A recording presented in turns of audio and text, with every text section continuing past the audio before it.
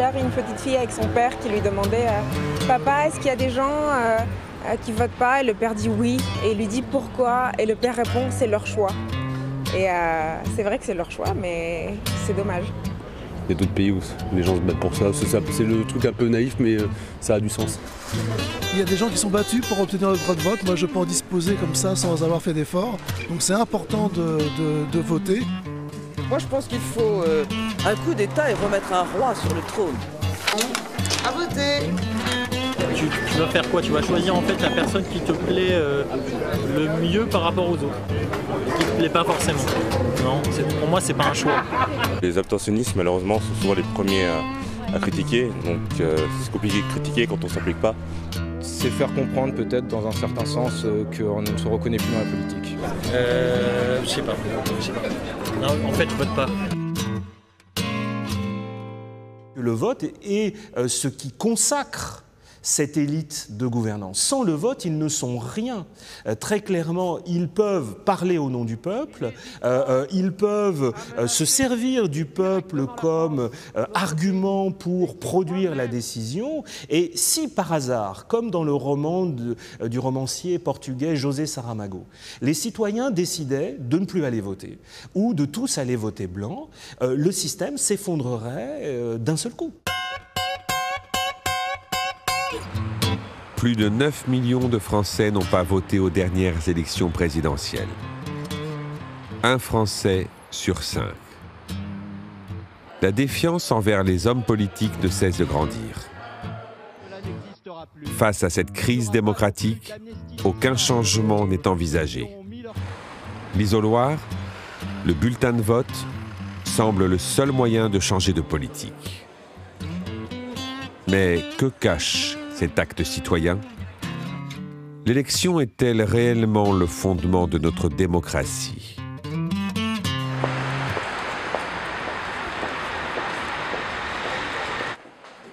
Je pense que pour une petite fraction de la population, tout se passe bien dans le meilleur des mondes aujourd'hui, puisque eux tirent profit de la démocratie.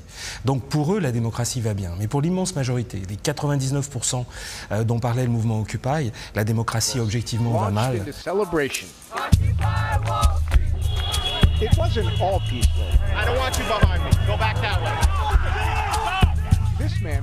Simplement, il y a au sommet des sociétés, dans la société occidentale actuelle, un petit nombre de gens, quelques pourcents à peine, qui cumulent des pouvoirs économiques d'abord, parce qu'ils sont extrêmement riches, mais aussi politiques et médiatiques extrêmement importants. La crise de 2008 a révélé, d'un certain point de vue, la servitude volontaire des gouvernements à l'égard de pouvoirs économiques, à l'égard de marchés qui ne représentent les intérêts que d'une petite fraction de la population, qui n'a cessé de s'enrichir depuis un quart de siècle au détriment de l'immense majorité de la population. Alors on tend à se différencier sur des questions de société parce que j'ai envie de dire sur ces questions-là, on peut encore changer.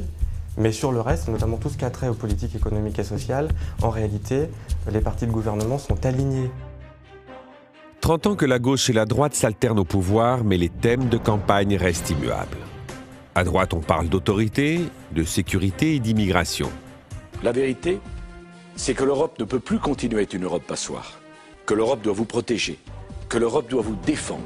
Je diviserai par 2 le nombre d'étrangers accueillis sur notre territoire. La gauche, elle, privilégie les thèmes comme la solidarité, la culture et la justice sociale. La justice, c'est partir à la retraite à 60 ans quand on a ses annuités. La justice, c'est taxer les revenus du capital comme ceux du travail. C'est dissuader les rémunérations indécentes. L'existence d'un véritable débat de fond est complètement anéantie par la recherche du pouvoir. Les partis mettent en avant des thèmes pour ratisser l'électorat le plus large possible, laissant croire à une bataille gauche-droite. Mais quel que soit le pouvoir en place, le programme économique, lui, reste inchangé. Privatisation, libéralisation, discipline budgétaire. Comment nous étonner aujourd'hui de l'abstention croissante de la population face à cette situation de rapprochement et d'indifférenciation de l'offre politique et à la frustration et à la déception qu'elle produit? On le voit avec le gouvernement actuel qui, sans avoir promis grand-chose, n'est même pas en mesure de tenir ses promesses. Autre chiffre définitif, celui du taux d'abstention. Plus de 11 millions d'électeurs n'ont pas voté dimanche, un chiffre record. Que cache-t-il ? Un divorce avec les politiques. Un divorce qui ne date pas d'aujourd'hui, mais que les gouvernements successifs préfèrent nier. Les résultats des élections sont toujours donnés en pourcentage de votants, en prenant bien soin d'en exclure l'abstention de manière à ne pas révéler l'ampleur de la contestation ou du désintérêt des Français. D'autres résultats. Attardons-nous sur un exemple récent. Les résultats officiels des législatives de 2012. Oui, Élise, et elle concerne des personnalités politiques de premier plan. À commencer par Jérôme Cahuzac, le ministre délégué au budget, est réélu. Luc Châtel, ancien ministre de l'Éducation, est lui aussi réélu dans la Haute-Marne, vous le voyez. Attention, Jack Lang, ancien ministre de la Culture, il est battu au profit du candidat UMP. Encore un résultat, celui de Stéphane Le Foll. Maintenant, incluons l'abstention dans le résultat final. Oui, Élise, et elle concerne des personnalités de premier plan, à commencer par Jérôme Cahuzac, qui n'obtient pas la majorité dans le Lot-et-Garonne. Luc Châtel, ancien ministre de l'Éducation, est lui aussi battu en Haute-Marne. Il ne réunit que 32,6% des voix, insuffisant pour représenter les citoyens à l'Assemblée nationale. Dans les Vosges, l'abstention arrive également en tête. Jack Lang et Gérard Cherpion sont donc battus. Encore une fois, pas de représentants élus pour cette circonscription. Bilan catastrophique pour ces législatives. Seulement 17 députés élus sur les 577 sièges de l'Assemblée nationale.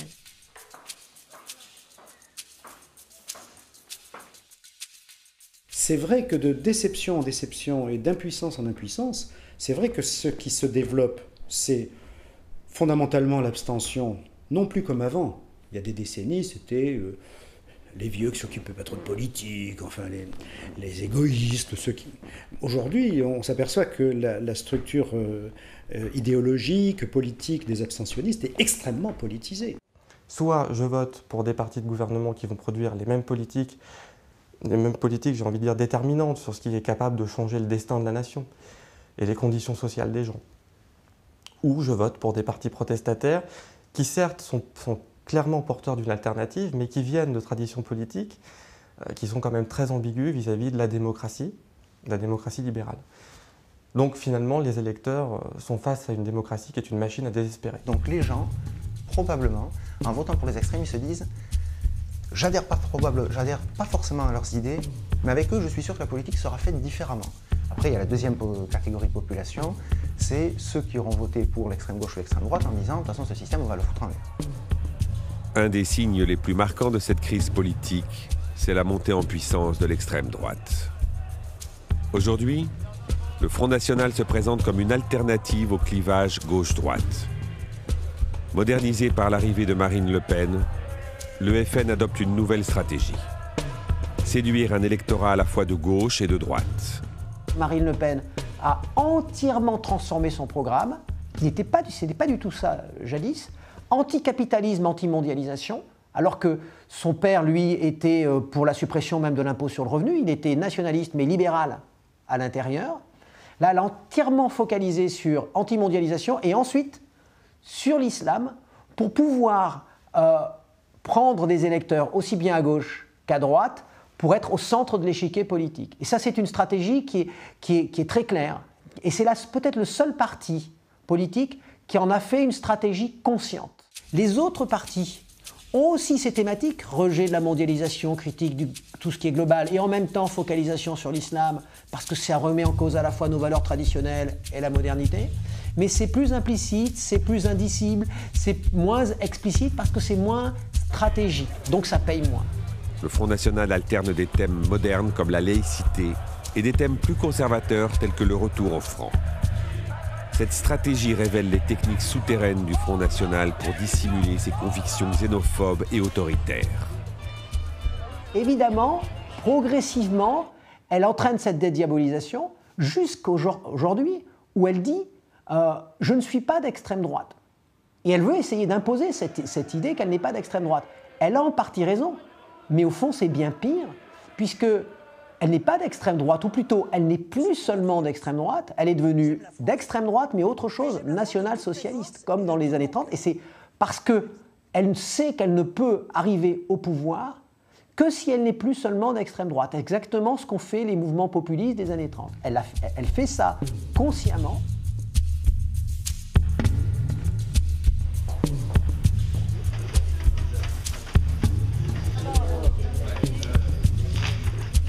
le peuple n'a pas en lui-même de pouvoir entre deux élections.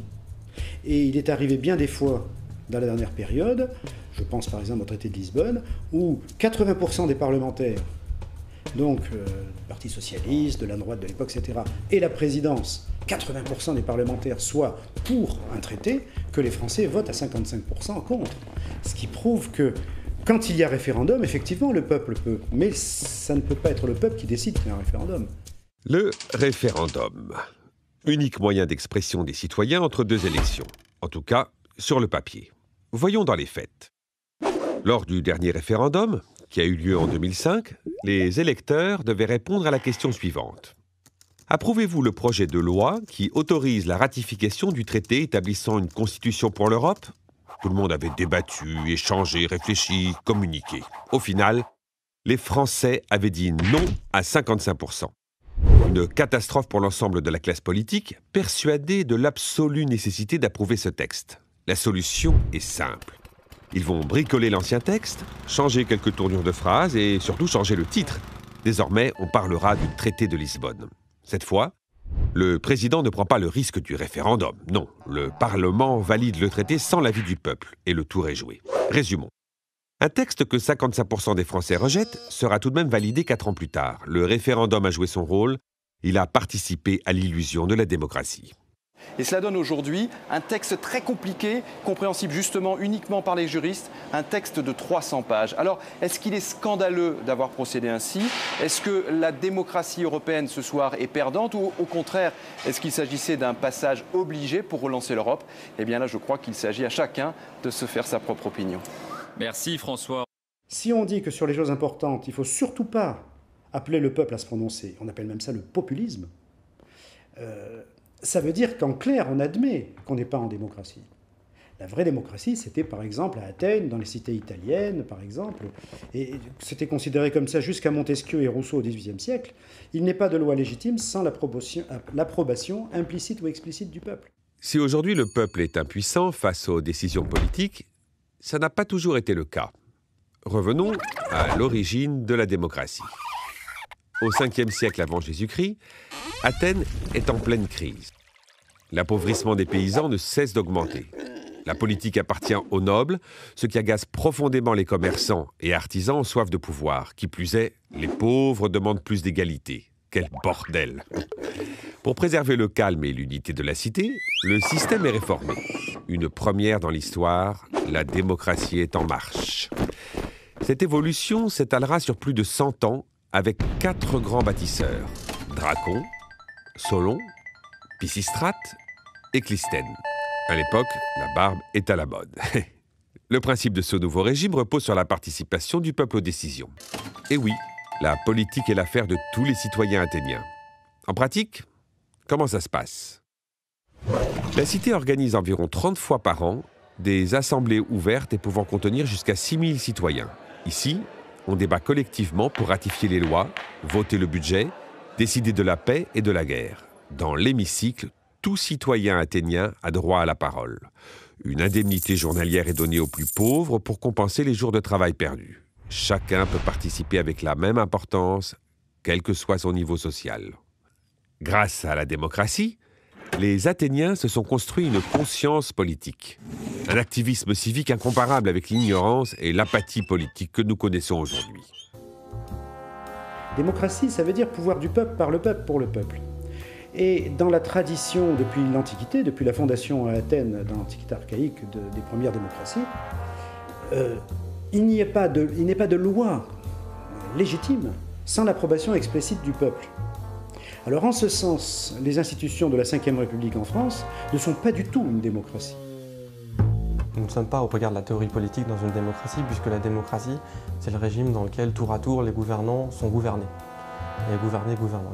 Voilà, tous les citoyens participent à la vie politique. Donc, manifestement, on n'en est pas là.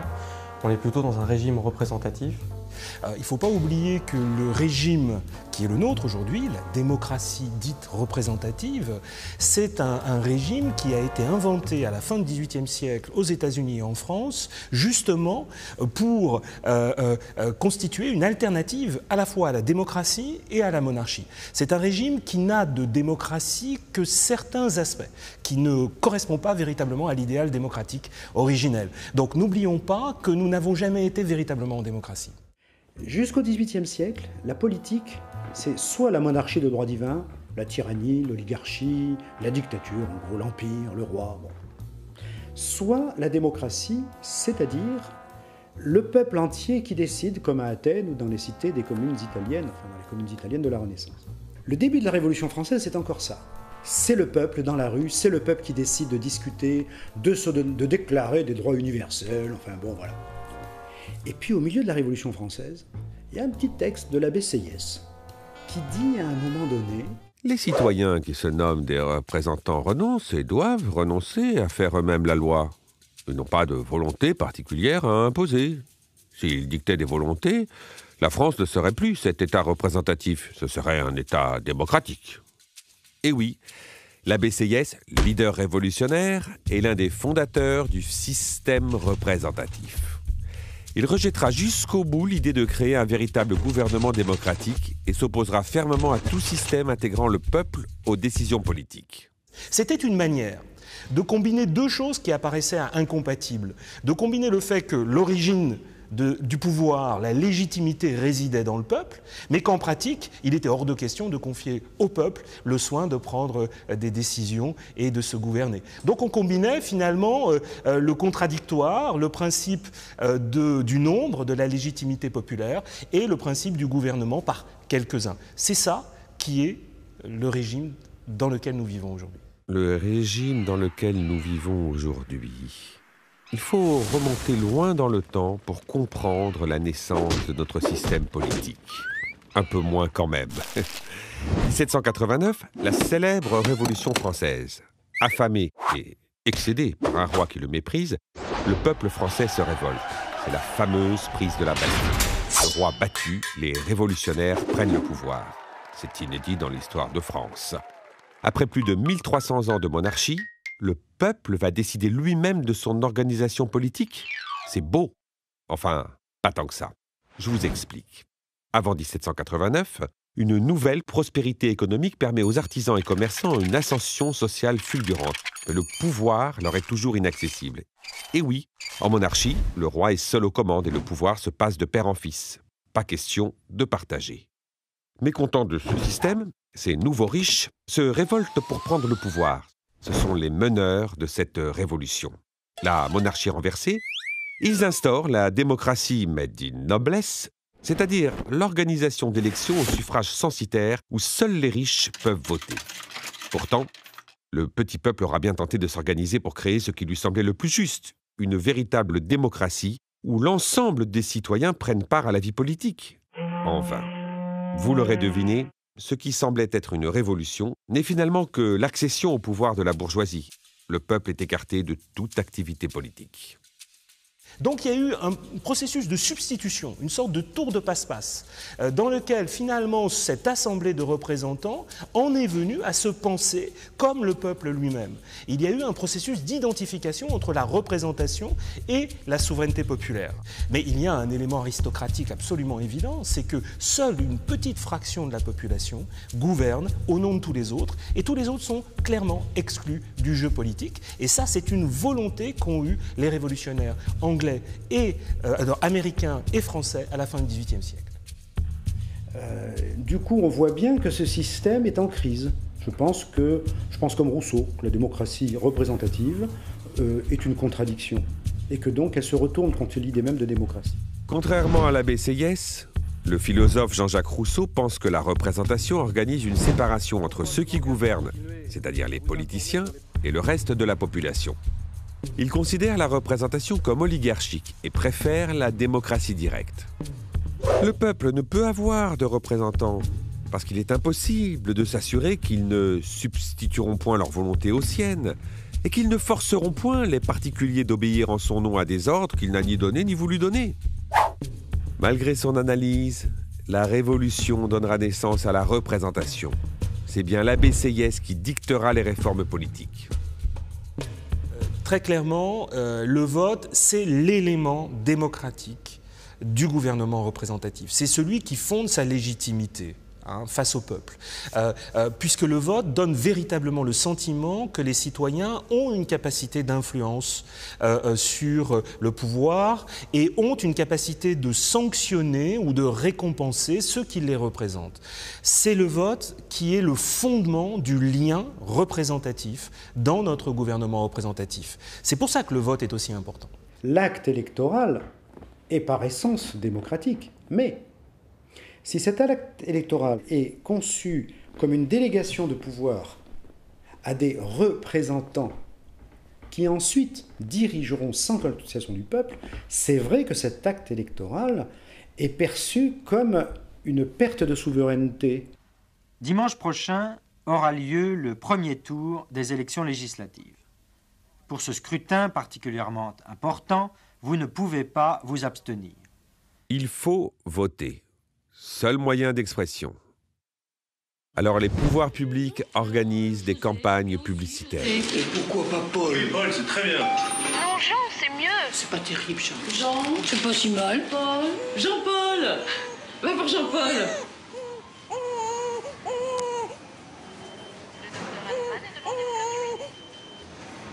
L'objectif est d'inciter à voter et réduire l'abstention à un acte antidémocratique.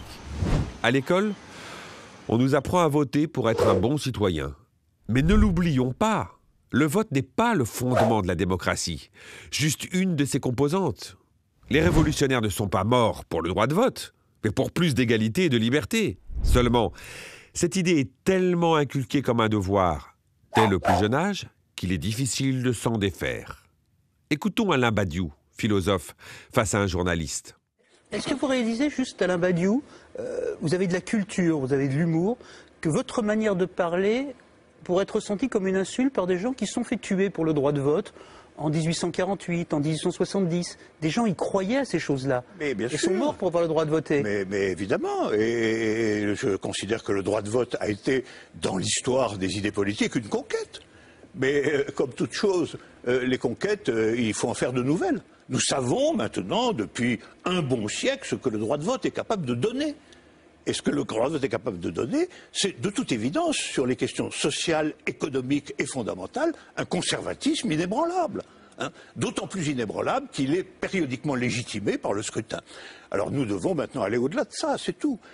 Il ne suffit pas de dire qu'on a un suffrage universel pour dire qu'on est en démocratie. Et ce qui manque à l'Occident, c'est un nouvel idéal démocratique dans le sillon des Lumières qui porterait une espérance. Or aujourd'hui, la démocratie, c'est devenu un régime très conservateur. Les pouvoirs qui nous gouvernent ne sont pas des pouvoirs élus, ce sont les marchés financiers, ce sont les grandes entreprises, ce sont des acteurs de l'ombre qui ne sont en aucun cas en position de responsabilité politique. Ça, c'est la première raison évidente pour laquelle la démocratie ne se résume pas à l'élection. Parce que c'est vrai que son trait le plus flagrant à cette démocratie, c'est que les décisions sont prises par un ensemble de gens qui, en général, sont dans des sphères, dans le haut, on va dire, des pyramides économiques, médiatiques ou politiques. C'est là que les choses se passent en général. Il est clair qu'aujourd'hui, l'argent joue un rôle de plus en plus important en démocratie. On voit dans un certain nombre de démocraties, à commencer par la démocratie américaine, qu'il faut être riche pour se faire élire. C'est ce qu'ils appellent les deep pockets, les poches profondes. Aujourd'hui, les candidats doivent pouvoir mobiliser des moyens financiers importants. Et donc, du coup, ceux qui sont capables de financer ces élections ont une voix prépondérante dans la politique américaine. Donc ça, c'est un premier point. L'argent est corrupteur des démocraties et est aujourd'hui en train de les, clairement, de les désubstantialiser, de les dévitaliser.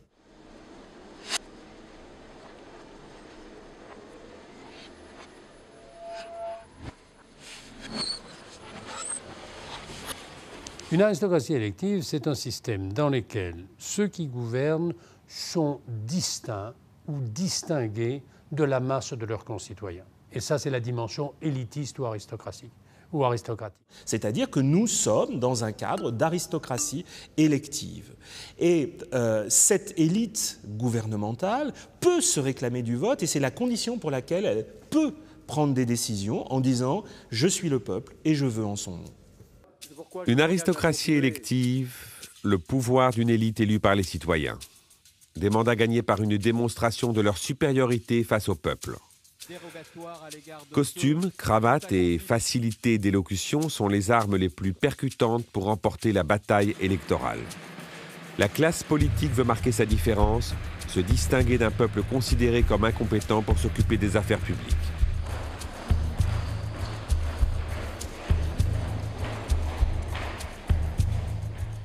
Il est clair aujourd'hui que nos représentants ne sont sociologiquement pas représentatifs de la population. On a beaucoup parlé du club de vieux mâles blancs éduqués que seraient nos assemblées politiques, et c'est clair qu'aujourd'hui, les choses ne bougent qu'à la marge. On a la formation d'une classe qui peut s'isoler, qui est d'ailleurs isolée du reste de la population ou du reste de la cité.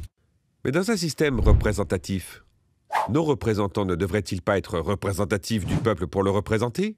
Ça se complique. Allons fouiller du côté de la Constitution de notre République pour éclaircir tout ça. Article 2. Le principe de la République est gouvernement du peuple, par le peuple et pour le peuple. Une belle affirmation immédiatement corrigée par l'article 3. La souveraineté nationale appartient au peuple qui l'exerce par ses représentants et par la voie du référendum. Le référendum, on a vu le résultat, vous vous souvenez. Quant aux représentants, ils incarnent la volonté du peuple, mais sans lui ressembler sociologiquement. La Constitution n'évoque aucunement l'idée d'avoir une assemblée à l'image du peuple. Actuellement, l'Assemblée nationale est composée de 577 représentants du peuple. C'est bien, cela devrait permettre une bonne représentation du pays. Regardons ça de plus près. En France, les ouvriers et les employés représentent plus de 50% de la population. À l'Assemblée, seulement 1,9% des députés sont de ce milieu. À l'inverse, les cadres supérieurs ne représentent que 16% de la population alors qu'ils composent à plus de 81% l'Assemblée nationale. Quelles en sont les conséquences? Tout simplement la défense de leur propre intérêt. Un exemple. 20% des ménages les plus riches auxquels appartient en majorité la classe politique bénéficient de 79% des réductions d'impôts. On voit bien que l'intérêt général n'est pas à l'ordre du jour de nos députés. Nous ne savons plus qui nous sommes, nous les élus, et ce que nous représentons vis-à-vis de nos citoyens. Je l'ai encore vérifié à l'occasion d'une campagne régionale où j'ai eu l'honneur de me mesurer à M. Rousset, que j'ai vu à l'instant, et j'ai vu qu'au fond, chez nos concitoyens, il n'y avait même pas de méchanceté ni d'agressivité à notre égard, comme il y en a eu à d'autres moments. Il y avait une certaine indifférence, un mal nécessaire, nous rencontrer sur le marché. Quant aux jeunes, ils me posaient tous la question, dites-nous 2 ou 3 bonnes raisons qui pourraient nous pousser à voter. Le malaise de cette démocratie représentative se retrouve chez certains élus. Le député des Pyrénées-Atlantiques, Jean Lassalle, entame le 10 avril 2013 une marche à la rencontre des Français. Il parcourt les routes pour écouter les citoyens et espère trouver des solutions. Aujourd'hui, il est à Valenciennes. Il y a peut-être d'autres moyens que nous n'avons pas explorés à ce jour pour sortir de cette crise terrible. J'ai fait 800 km, j'ai des centaines et des centaines de rencontres dans tous les ordres, dans toutes les parties du corps social. Ils nous détestent, vous vous rendez compte. C'est terrible dans une démocratie. Ils nous détestent en tant que leurs représentants. Ils ne nous reconnaissent pas. Des centaines m'affirment nous ne voterons plus. Je suis Jean Lassalle. Je suis député des Pyrénées-Atlantiques et je marche. Je me suis bien marché parce que je ne pouvais plus supporter de faire semblant. De faire semblant d'administrer le pays alors qu'on ne l'administre plus, pour dire la vérité. Aussi, pourquoi vous faites ça? Parce que il me semble que le pays ne va pas bien. Et je veux voir s'il n'y a pas d'autres solutions que celles qu'on essaye depuis 25 ans, sans trouver de solution. ça. Donc j'ai voulu aller voir ce que vous pensiez, les uns et les autres. Ah, faites la présidence. Non, ben, la présidence, il y a beaucoup de monde pour la faire, donc je ne vais pas la faire moi aussi, parce que sinon... La condition modeste de mes parents, très modeste, qui aujourd'hui seraient au seuil de pauvreté, me donnait un sentiment de, quelque part, alors qu'ils n'avaient pas besoin, de vouloir montrer que quelqu'un qui venait de bas pouvait parler et pouvait, comment je dirais, s'exprimer en leur nom. Bonjour, mademoiselle. Bonjour. C'est très beau. Bonjour, monsieur. Comment allez-vous, madame? Oui, ça va, ça va, malgré C'est le temps. très sympa de nous inviter. Vous n'avez pas de chance de faire toute la France comme ça par ce temps-là. Il n'y a jamais de changement. Moi, je pense que la politique, que ce soit l'un ou l'autre, de toute façon, ils sont confrontés aux problèmes, mais ils n'ont pas les solutions. Vous pensez qu'il n'y en a pas les solutions? Non, ils n'ont pas les solutions. On a, si vous voulez, depuis 30 ans, on a trop laissé faire à tout vent. On a fait n'importe quoi. Puis maintenant, pour revenir en arrière, c'est jamais possible. Et l'Europe, est-ce que vous pensez que l'Europe peut être la solution? L'Europe, vous en pensez quoi? Comment l'Europe Allez, il faut continuer à y croire. Allez, vous m'aidez, hein? Vous allez sur mon site là, puis vous marquez. Allez, merci, au revoir, à bientôt, au revoir. C'est peut-être le rôle du politique qu'il faut aussi revisiter aujourd'hui pour nous adapter à cette crise et y trouver remède. La route est encore longue pour le député Jean Lassalle. En écoutant les doléances du peuple français, trouvera-t-il une solution à cette crise politique? Pas sûr face à des citoyens le plus souvent mal informés, noyés dans le flot médiatique. Mais Jean Lassalle parcourt la France, retrouve ses racines au contact du peuple. Un peuple trop souvent oublié par la sphère politique. Pour produire des décisions, il faudrait être qualifié, il faudrait avoir des capacités supérieures à celles du citoyen ordinaire. Or, la démocratie repose sur un principe symétriquement inverse. La démocratie pose une fois pour toutes que chacun est également jugé apte à produire du jugement politique. Des parcours similaires pour des politiciens similaires. La quasi-totalité des politiciens commence tout d'abord par Sciences Po, puis termine avec l'ENA, l'École nationale d'administration.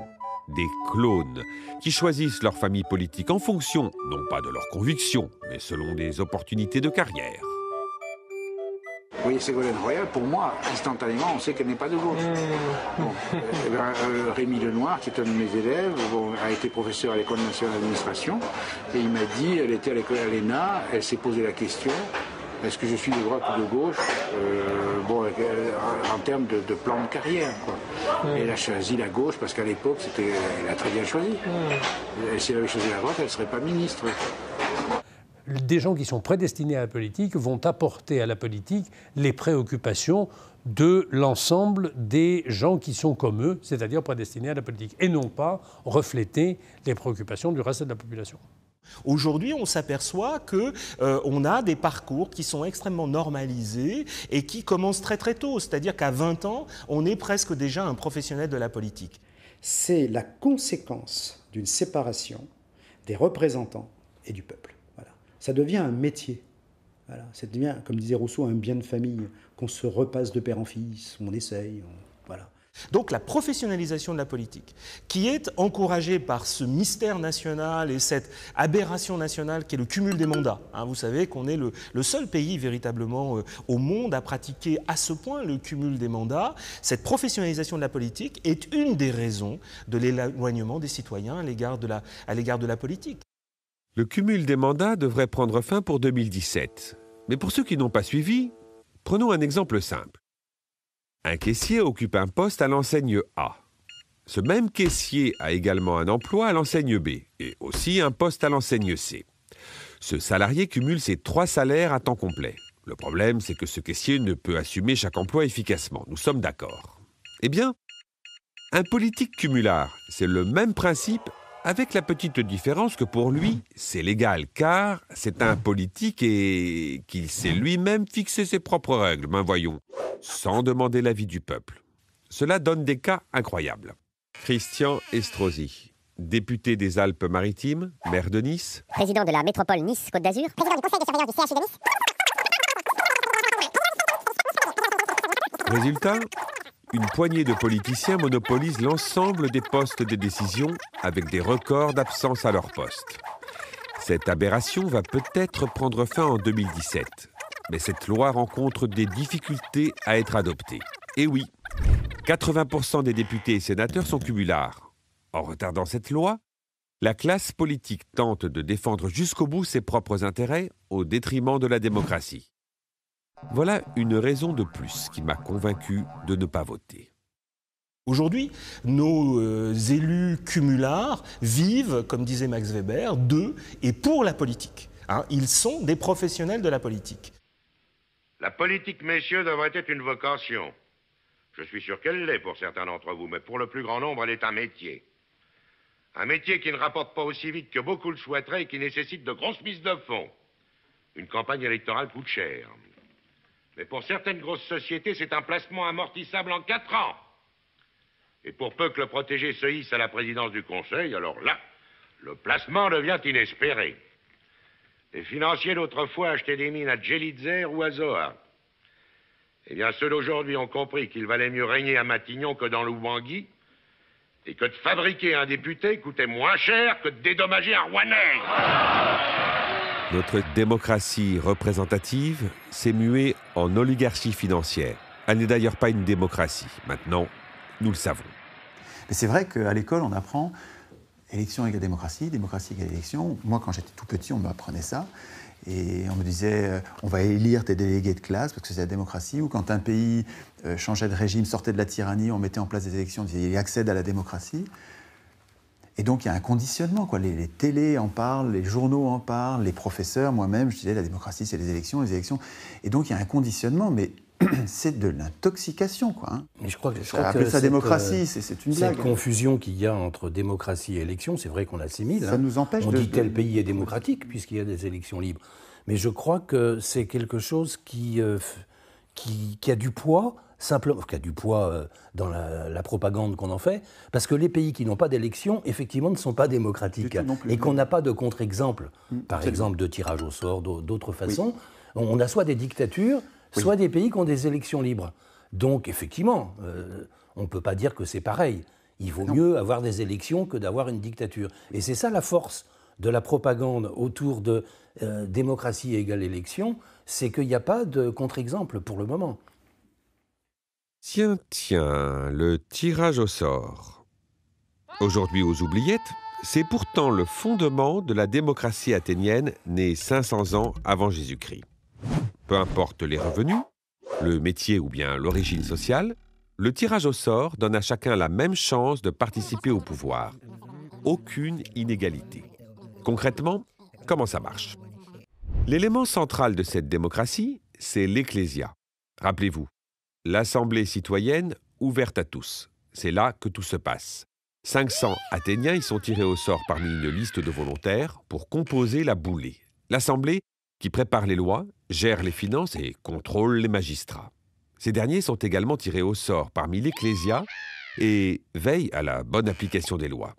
Seulement 10 d'entre eux sont élus pour s'occuper principalement de la stratégie militaire de la cité. Pour la justice, les jurés sont constitués de citoyens tirés au sort parmi la population. Une fois tirés au sort, chaque citoyen passe un examen, la dokimasie. Il ne s'agit pas de contrôler leurs compétences, mais de vérifier leur citoyenneté et leur moralité. L'Ecclésia pouvait également voter la destitution de tout citoyen tiré au sort en cas d'abus. Le plus important dans cette démocratie athénienne, c'est l'alternance entre gouvernants et gouvernés. La rotation entre les dirigeants et les citoyens, des mandats courts et révocables. Durant sa vie, un Athénien sur 2 était au moins une fois membre de la boulée. La grosse majorité des citoyens athéniens avaient eu l'expérience directe de la participation à la décision directement et de la gestion des affaires publiques. Donc on avait une politisation qui était incomparable avec celle que l'on a aujourd'hui. Jamais le tirage au sort a été utilisé sec, et c'est vrai, c'est important d'insister là-dessus parce que les gens ont peur du tirage au sort, parce qu'ils imaginent de remplacer l'élection par tirage au sort, alors que c'est absolument pas l'idée. Il me semble qu'il faut penser plutôt une combinaison plutôt qu'un... De toute façon, on n'aura pas le choix. Je veux dire, si on arrive à avancer dans quelques structures le principe tirage au sort, ce ne sera pas en empêchant qu'il y ait des élections. Donc il faut marcher sur les deux jambes. Si nous n'avons pas pour l'instant de tirage au sort ni de démocratie dans la Constitution, c'est parce que ceux qui écrivent la Constitution sont des professionnels de la politique, qui sont jugés partis, qui ont un intérêt personnel à instituer. Évidemment, je ne leur en veux même pas. Hein. Ils sont en situation de conflit d'intérêts, ils sont en train d'écrire la règle qu'ils devraient craindre. La Constitution, ils devraient en avoir peur. La Constitution sert à les affaiblir pour nous protéger, nous tous. Et ils l'écrivent eux-mêmes. Alors bien sûr, ils instituent leur puissance, et le tirage au sort les affaiblirait, rendrait de la puissance au peuple. Le tirage au sort semble être une solution à nos problèmes. Direction la Colombie-Britannique, une des 10 provinces qui composent l'État fédéral du Canada. En 2001, le Parti libéral met en œuvre une assemblée citoyenne tirée au sort pour proposer une réforme du système électoral. Leurs voisins de l'Ontario ont aussi été séduits par ce système et ont également formé en 2006 une assemblée tirée au sort.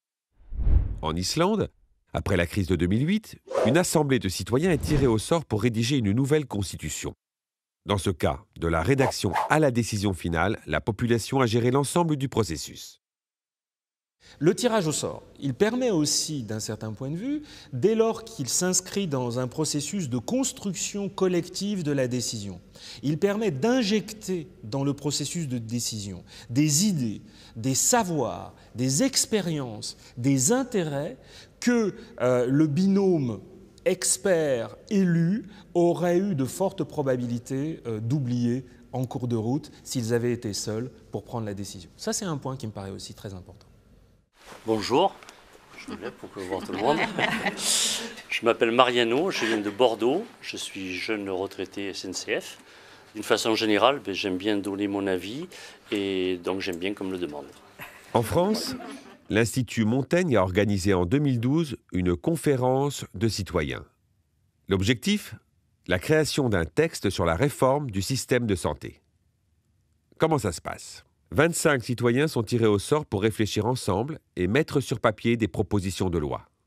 Cette mission est confiée à un institut de sondage. Son but ? Créer un groupe correspondant à la diversité du peuple français en prenant des critères comme l'âge, le métier ou le lieu de résidence. Concrètement, la conférence s'organise sur 3 week-ends. 2 sont consacrés à la formation, où 9 experts interviennent pour exposer la thématique et démêler les interrogations. Les 2 derniers jours permettent de débattre et rédiger le texte définitif. Chaque idée qu'on apporte, oui, ça peut aller dans le sens d'améliorer les choses, oui. Je trouve que c'est bien de laisser la voix au peuple, comme on dit. Pour moi, c'est un peu l'école, je découvre. Ce n'est pas des sujets que je m'intéresse vraiment tous les jours. Et franchement, je découvre, j'en apprends. Ouais. On redémarre, on y va. Je suis en train de regarder chacun des groupes pour voir s'ils produisent, s'ils sont en discussion, si tout le monde discute, s'il n'y en a pas un qui a pris le pouvoir par rapport aux autres. Enfin, voilà. Et si jamais je sens un trop fort déséquilibre, on intervient. Pour l'instant, on n'a pas besoin d'intervenir. Chacun des groupes fonctionne correctement. Tu peux demander à ton pharmacien de ne pas te prescrire de Doliprane, tu en as déjà. Mais tu laisses faire parce que c'est comportemental, on me l'a donné, j'achète. Mais parce que tu sais parce que tu mais ça, c'est une question aussi de responsabilité, de responsabiliser oui, les gens. parce que tu le fais. Malgré une évolution, le système n'a pas complètement suivi l'évolution de la société. Face à ce constat, un quasi-consensus ressort pour faire évoluer le système en conservant ses fondements jugés bons. J'ai l'impression d'avoir fait quelque chose qui va peut-être faire avancer le système, même si je sais que le système est très lourd à bouger, mais j'ai trouvé que l'ensemble de nos propositions, bon, toutes ne sont pas innovantes, mais beaucoup pourraient être applicables. Ce n'est pas le tirage au sort tout seul, mais le tirage au sort couplé à une formation, une information, une discussion de qualité qui permet de donner des résultats extrêmement intéressants lorsque des citoyens ordinaires, monsieur et madame tout le monde, discutent. Maintenant, qu'est-ce que ça a apporté au niveau des choix politiques ? Des petites choses, mais pas grand-chose. Je prendrai juste un exemple. La première conférence de citoyens en France organisée par le Parlement, par l'Office parlementaire, donc un truc quand même sérieux, sur les OGM. Les citoyens donnent un tas d'avis plutôt réservés sur la dissémination des plantes transgéniques dans les champs. Et en particulier, ils disent il faut absolument qu'on ait d'abord fait toutes les recherches possibles en laboratoire avant de disséminer. Or, aujourd'hui, on fait de la recherche en champ sur les plantes transgéniques. Donc, on n'a pas suivi la vie. Donc, c'est assez dramatique de voir que même le Parlement organise une procédure relativement bien organisée et ensuite n'en tient pas compte. Et que c'est aussi en le testant, en le multipliant à plein de niveaux différents, que la crédibilité sera donnée à des échelles différentes et pouvant aller jusqu'à des échelles nationales et sur des choix décisifs. Donc je crois vraiment que la formation, l'éclairage qu'on va donner aux citoyens tirés au sort, c'est le point fondamental. Le tirage au sort, ou plutôt suffrage par le sort, est une solution parmi d'autres. Il s'inscrit dans un processus de construction collective de la décision et permet d'amener des idées, des savoirs, des points de vue, des expériences et des intérêts que les experts et les élus n'auraient pas pu avoir. Pourtant, tout cela est encore très peu connu. Vient alors la question de ce que devrait enseigner une école démocratique, c'est-à-dire une école qui apprendrait à chacun et à chacune à participer à la vie de la cité. Une école où chacun serait responsable. On ne naît pas citoyen, on le devient. Et la carte électorale ne suffit pas. Le citoyen est le cœur de la politique.